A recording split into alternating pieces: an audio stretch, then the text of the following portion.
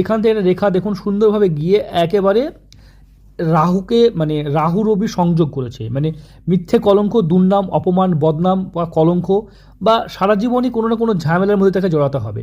দেখতে পাচ্ছেন রবি রেখাকে ছেদ করলে মিথ্যে কলঙ্ক, আইনি ঝামেলা, কোর্ট কাছারি মামলা পর্যন্ত হয়ে যেতে পারে বা যায়।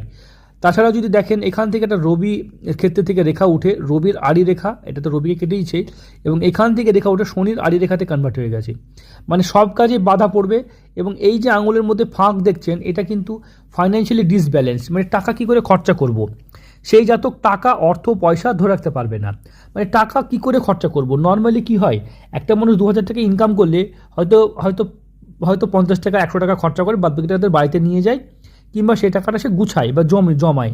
এই জাতক 2,000 টাকা ইনকাম করলে কি করে 2,500 টাকা খরচা করব, এরকম একটা মন সবসময় যেন করে, ছু ছু করে।